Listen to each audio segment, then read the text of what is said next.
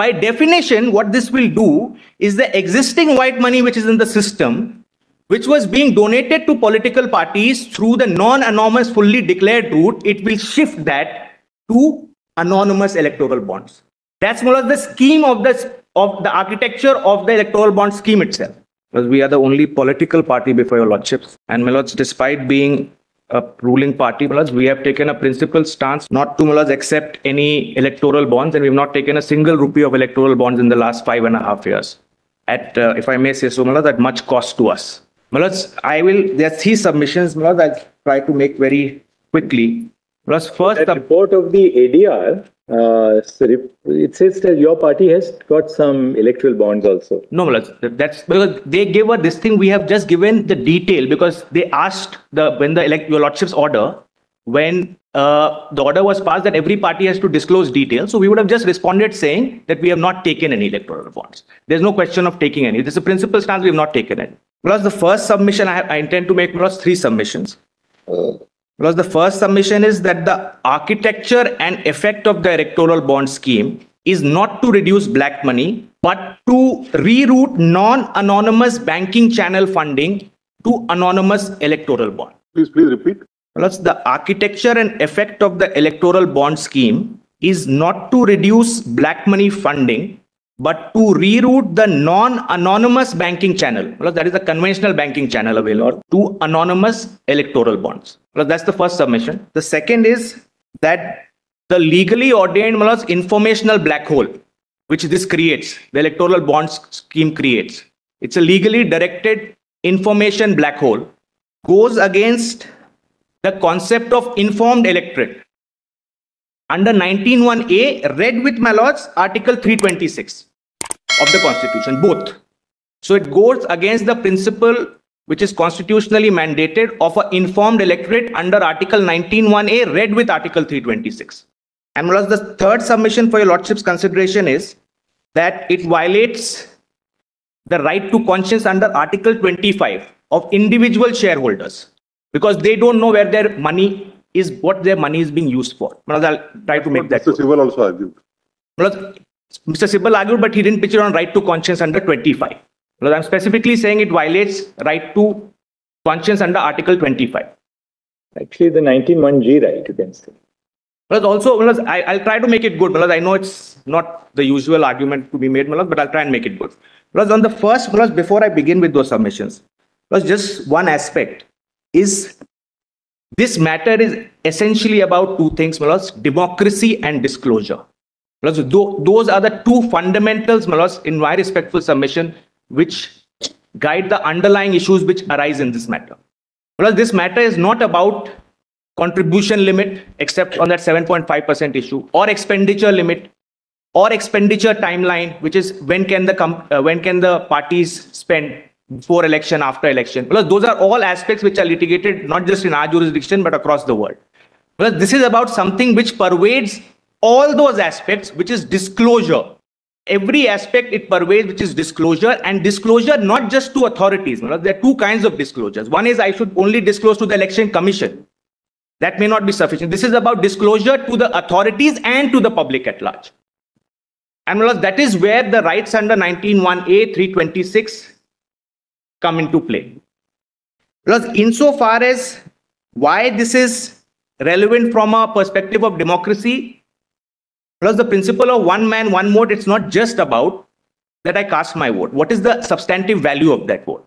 Because it basically entitles me to claim equal representation to my representative, equal influence over the democratic process, and to show that my views have equal worth in the system. This scheme, possibly changes that by shifting the center of gravity from the elected public to somewhere else of the political discourse and influence without the public even getting to know about it. With that, I will enter the first submission, which is the architecture. What does this scheme do? This scheme effectively is an alternative white money channel which the government has created. There was already a disclosure-based channel, the normal banking channel, the RTGS, the bank draft, the check, which was available. This is a new white money channel. What they have added is anonymity to it. By definition, therefore, it cannot be including money which would otherwise be black money. It can only deal with money which will anyways be white money, which a person can disclose as white money. Plus the function of whether money is disclosed to a banking channel and therefore declared as white is not a function of what it will be eventually used for, whether to donate to a political party or something else. It's primarily a function, I don't say exclusively, primarily a function of two things. First, whether the money is legally obtained. If it's illegal money, I can't disclose it to a banking system normally, unless I'm trying to launder the money. And second, if I'm trying to suppress my income is X and I'm trying to show Y to save tax. Plus, this will not bring in any of that money which is anywhere in the black space, in the cash economy. So what does this do? By definition, what this will do is the existing white money which is in the system, which was being donated to political parties through the non-anonymous fully declared route, it will shift that to anonymous electoral bonds. That's more or less the scheme of the architecture of the electoral bond scheme itself. And Malos, that is borne out by data as well. First, Malos, in terms of what is the cash usage in the economy. Because of course, cash usage, they can't be a perfect number that this is the cash usage in electoral system. We always have to go by surrogates, some surrogate. So Malos, in that context, we'll look at, I'll compare the 2014 Election Commission recoveries of cash during election, the 2014 general election and 2019. The amounts of cash recovered in 2014 have gone up by 3 times in 2019. Which by itself is indicative. If the commission is catching more money, that means there's more money in circulation. A large chunk of it will be belonging to political parties. To the extent that cash is used in the elections, maybe this will show that. So Malas, that's a limited extent. I agree. I'm grateful to Malas. We ought not burn that. So Malas, my point is that cash can only increase. Cash cannot be controlled by definition by this scheme. Malas, this scheme, let's assume, Malas, that cash was tomorrow even banned, for instance, by political party. Cash can still be used by political party. That's a reality, unless the cash economy itself ceases to exist. So this scheme, because I'm trying to meet the argument which is in support of the scheme by the union right since the beginning, including in their affidavits, that we are trying to transfer what is there in the cash economy into this. My submission is that is just not possible given the nature of this scheme. In fact, it's not possible unless even if you bar prohibition, even if you prohibit it, you possibly can't do it unless the cash economy itself ceases to operate, independent of political parties. So, Malas, that is really a red herring argument is my submission for your lordship's consideration. The argument of the other side on that is they are trying to experiment. If it is possible, they can do it. If they can wean away from the cash economy. So, Malas, may not really cut. We can't say that the attempt should not be made or experimentation should not be made. So, but what if it were to primarily impact the other side which was already being disclosed? So what's happening now is you have 2 channels, anonymous cash channel and anonymous banking channel. So what the white and the black channel are anonymous now. My submission for lordship consideration is this. There was earlier a black channel, the cash channel which was there, which needn't be disclosed, etc. Now you have created an anonymous white channel. So both are anonymous. And this is at the cost of only one thing, which is disclosed white channel.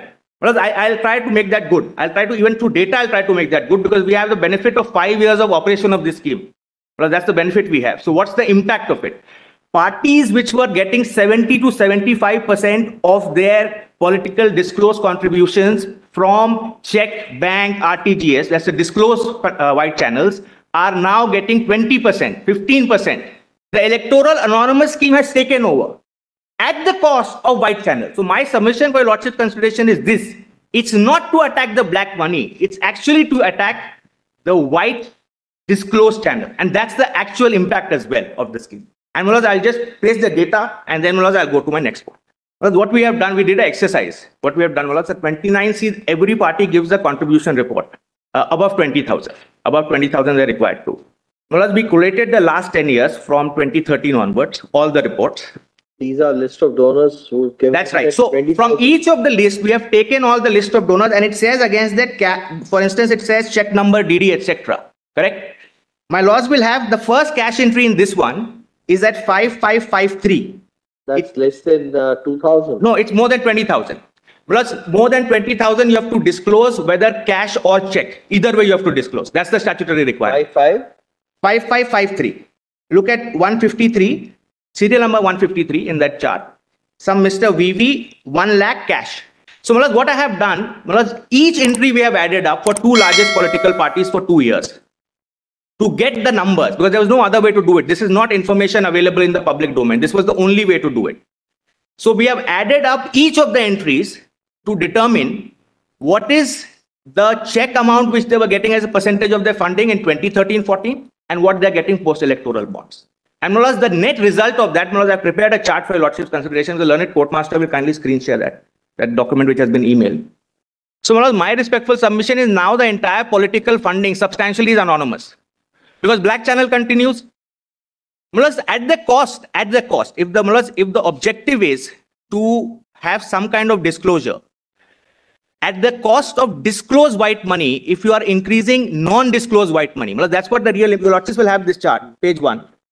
There's a little flaw because of the bearer bonds as such are bearer bonds that's creating a problem.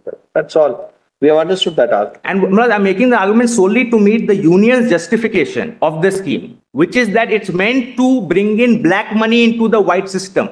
My respectful submission to meet that is, it actually does the opposite. It takes away the non-anonymous white money and puts it in the anonymous kitty. That's my submission. That we already up. That's right. So I am saying, therefore, to that extent, A, the justification is not valid, and B, for that reason, it's arbitrary as well. It doesn't meet even the stated justification. Because the determining principle, because one of the tests of arbitrariness your lordships have stated is, it is absent a determining principle. Because here the stated determining principle is contrary to what the scheme actually does and intends to do. What it basically, according to you, does is that it brings into the fold. Earlier, what you had non-anonymized white money. That's right. Now that is replaced increasingly by anonymized white money. And that's the real victim or target of this scheme, not the black money. That's my respectful submission. Because black money will continue irrespective. That funding will keep on continuing. So now the two channels, both are anonymized, white and black. That's my respectful submission. That's the scheme. That's the real picture which this scheme does to our political financing. That's what it does.